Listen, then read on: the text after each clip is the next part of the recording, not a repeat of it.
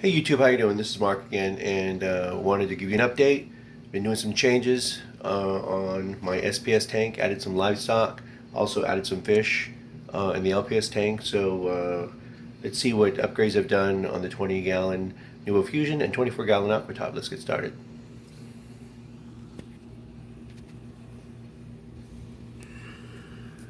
So as you can see, this is the SPS. This is the Nuvo Fusion. Okay.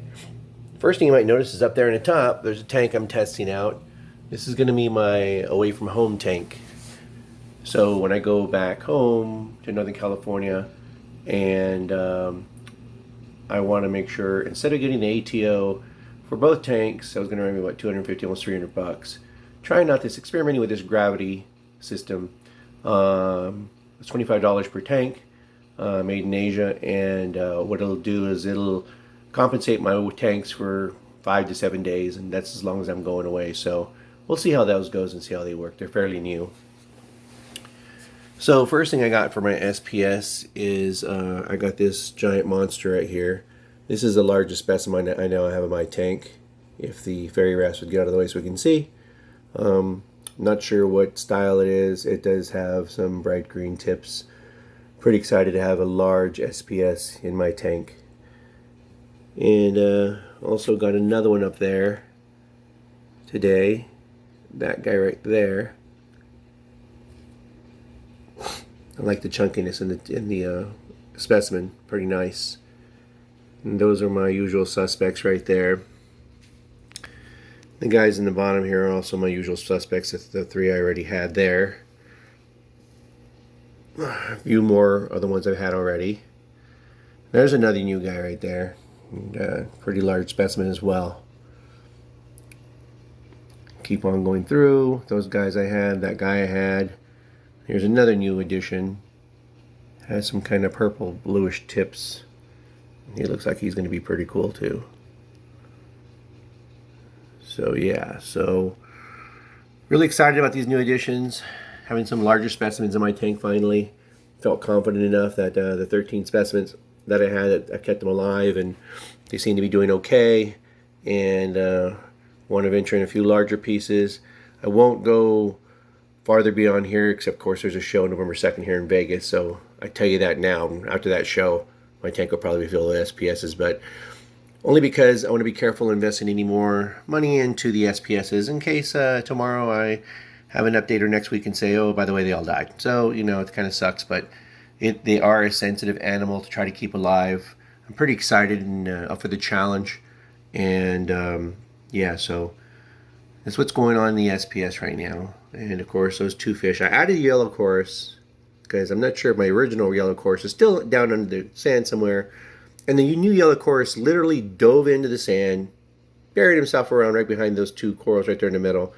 And sometimes they can disappear for up to 2 weeks, 2 to 3 weeks, and that's normal. I mean, I know it's weird, it's different for me. The other one's been gone for about a week and a half, but it's right around when I shifted all the rock from both tanks, so I don't know if I accidentally murdered him under a rock. So I went ahead and threw another yellow chorus in here today. So, and yeah, he's still there, and the other one, peppermint shrimp, still down there too. So let's go take a look at the aquatop.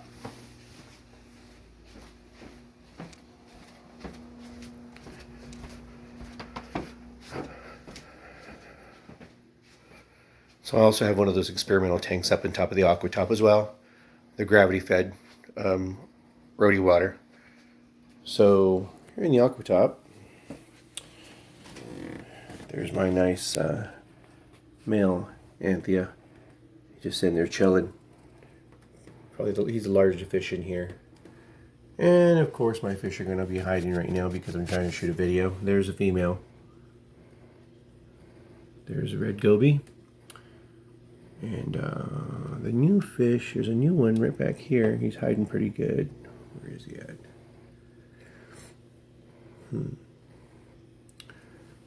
No, anyways, he's in there. I added a yellow chorus into this tank as well. I doubt the sand is... There, he's went by. If I can catch him over here. I doubt that the sand is large enough. I'm sorry, deep enough for the yellow chorus that I added this tank to bury himself. So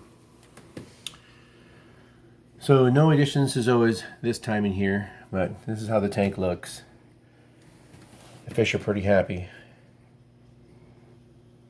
And I'm very happy with the results of this tank for now. And I'm going to start slowing down on modifications or additions to this tank. I got a total of 4 fish in here now, 4 livestock, so that's about max for this tank. Where are you? There he is. He's right there. I forgot the name of this fish, but I just picked him up today. He was on special at Sunny's here at Aquatic Treasures here in Las Vegas. And I said, well, I'm going to just jump on him. So there's another colorful guy. Maybe next time, my next video, he'll pop out. Kind of scared right now because he's a new addition to the tank, but very beautiful colors. So anyways, that's pretty much my updates for this week on both my tanks. Thank you for watching my channel, and if you have any questions, please feel free to message me. There's other forums on Facebook that I'm always talking to people and teaching them how to adjust their protein skimmers. I'm a big fan of the eShop's Nano protein skimmers. A lot of people don't realize that when you're playing with these, you have to adjust the height and play around with squeezing off the air. So there's 2 different adjustments. Then you got to find a happy medium. Of course, if you don't have any experience, the first thing you want to ask me is like, give me the answers of the test. I don't know, how do I know what's right? I don't know what's normal. I've gone off of experience and seen what's normal in big aquarium shops and whatnot. So you just got to kind of play with it. You don't want to have any more accumulation than about 1/8 to 1/4 inch max per day. And the skimmette should look kind of muddy, kind of green, dark green, kind of soupy. If it's looking clear with bubbles on the top and it's 1 inch tall per day, that's way too much. You got your protein skimmer way too low. But you want to have a churn. That's the key. And that's done by what you see in my tube here, squeeze with that little wire tie. You get that churning is what really gets that magic where you get the bubbles at the right micro size and pulling up your proteins and your unwanted nitrates up and over. And sometimes it's even going to pull out your good elements, which that's why some people dose and replenish things. So yeah, so that's what's going on here. Thank you for watching my channel, and I will update you guys again soon. Take care.